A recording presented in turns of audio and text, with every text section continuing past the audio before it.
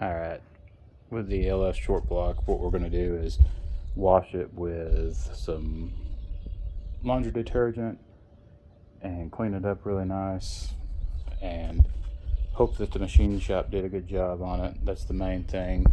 And then after we clean it, we're going to spray it down with WD-40 and let it soak, and then we're going to start assembling it. And I think it's 2 Car Pros did an amazing how-to on all this stuff, so this is just a copycat of it. It's not going to be in great detail. Alright, so I got the cam and the thrust plate and the timing cover, or not timing cover, but the timing chain and all that stuff, all the good accessories, the sprockets. They install their cam first, which makes sense. That way you can glide it all in there nice and easy, and you don't have to worry about, damaging your cam bearings as much. If you just have more room, you can guide it through each individual bearing. I gave it the WD-40 bath yesterday, and now everything looks good. What I'm going to do, I'm not going to record it because I don't have a stand for the phone, but I'm going to grease these with the Ultra Slick Permatex, and then I'm going to coat this very heavily. Like I said, it's the Summit Racing 8715R1. I got a Quinn torque wrench, haven't used it yet. T40 for the thrust plate, and we will go from there. Alright, so the cam is in, and that super slick stuff is really tacky, and you can see some of it got on the main bearing, or where the main bearing goes on the caps. So what I'm going to do is wipe that up each time it gets on it. Take a terry cloth or a lint-free rag, just kind of dab it up some, so that way you don't have to worry about your bearing spinning once you get it. And you also got to remember that this will fall out if you don't watch it, so you got to keep that in mind. But everything's greased up, looks good. It went in pretty smooth, nothing was catching it or anything, and you can tell the mess it makes, so you want to get some gloves with that stuff. And we're going to put the thrust bearing plate on, torque them down to 18 foot-pounds. Pretty simple, straightforward. And then we'll put the timing gear on with the bolts, just so it keeps it from coming out. And then we'll probably retorque those down later on. The thrust plate is installed for the cam, and now we're going to put on the timing cam sprocket, whatever you want to call it. I'm not good with terminology, so please forgive me.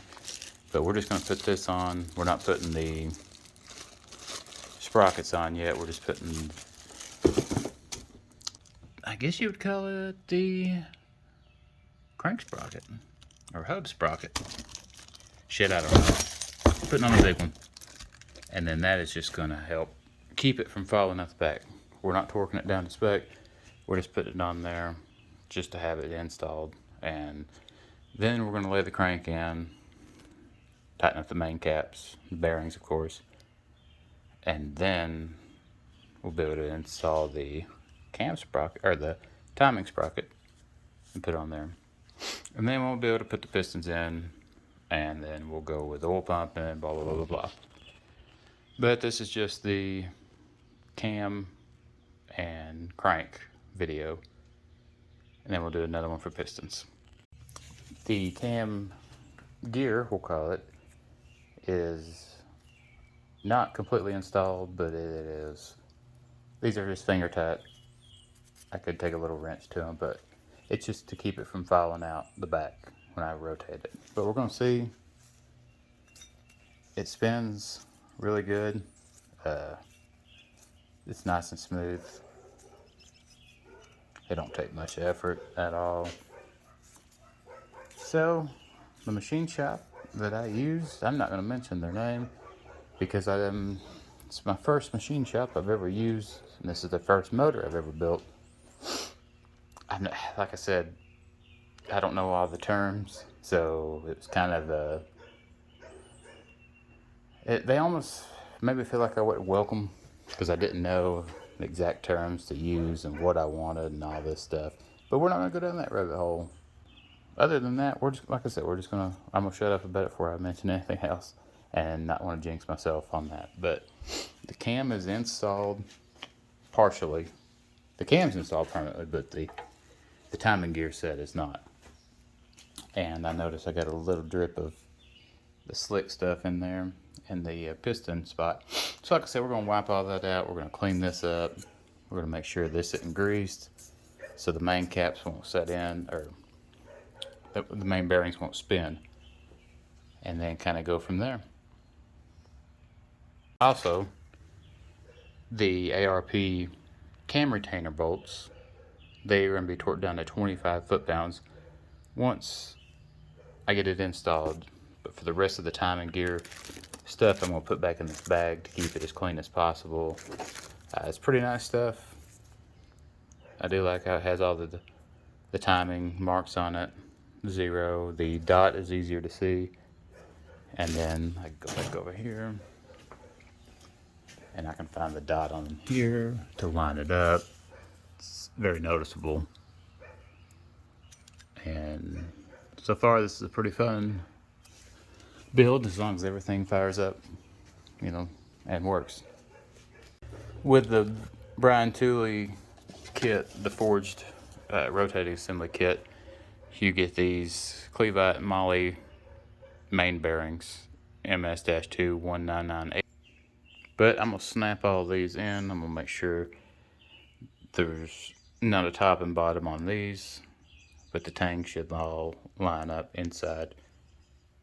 But this one definitely goes in there. And this is your middle, or your third, because it's a lot different. See, these are just regular. But they come in a nice little kit, and they're separated. But we will clean them if needed. They should come pretty good from the factory. So we'll clean them up and we'll set them in and go from there. So if you look on these, it says upper and lower.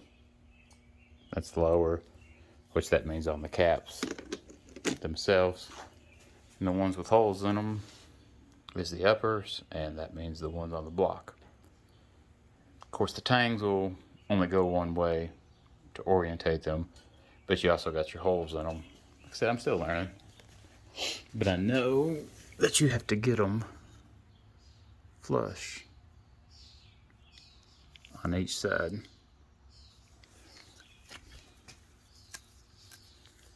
It looks like a little dust is in there, but I'll wipe it out and stuff. And then what we'll do next is we'll take some of the Permatex and we'll wipe it in the bearings. And then what we will do is stop them a 1/4 inch to prevent anything from getting in between those to spin the bearing. That's what Ryan was describing on the video. I'm just going to follow him to the T the best I can, and like I said, just swipe it up to a 1/4 inch each time, and then we'll set the crank in, and then we'll set the caps on top, torque them down to spec, make sure everything spins freely, and hope the machine shop did a good job on this block. If not, if it has any kind of catch in it or anything like that, I'm taking it back to them before I just bolt it up and try to fire it up, because I know I'm not that dumb. If it's got a catch in it, something's not right and they need to address it. But it makes me sound like I have no trust in the machine shop, which, like I said, I do, but I don't. The BTR forward crankshaft is in. I set it in gently. Seems to fit good. Tempting it is. Do not spin this. So I did not spin it until you get your main bearings on the other side and torque down to spec. But this thing looks very good. This is 24 tooth, and it came with the crank, obviously, and the Woodruff keys.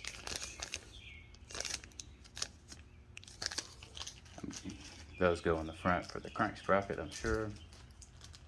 They also sent a GM key as well. I'm guessing one's for the timing and one's for the crank sprocket itself. So, not sure. I'll have to look into that. But it goes in the slot right here.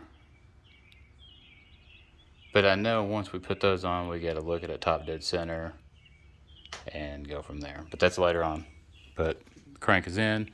Just got to get the main caps on, torque to spec. I have a printout or a sheet of paper I need to print out so I can go over and make sure I do all the right ones correct. Alright, so all the main caps are on, torque to spec. Crank is in, of course. Haven't spun it yet. Kind of nervous. Hopefully it spins with smooth transitions and the rotation is good. Shit. So here we go. Smooth. It's pretty smooth. There's no catches in it. There's nothing like, pulling it back and forth. Put some effort in it.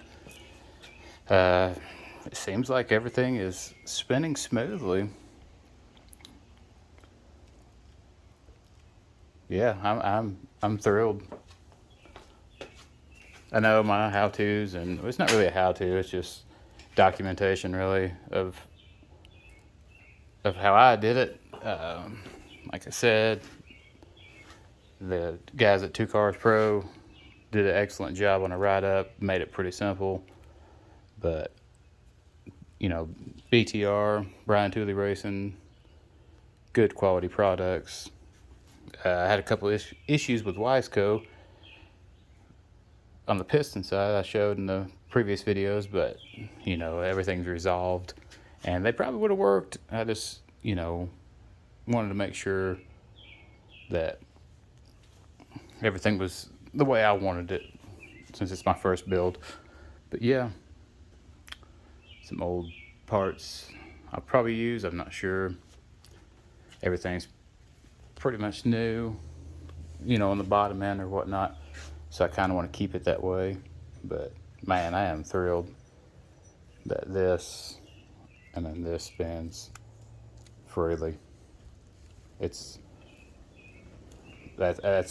nice. Big milestone for me. Might not be so big to some other people that's done this before, but that's awesome. Very happy.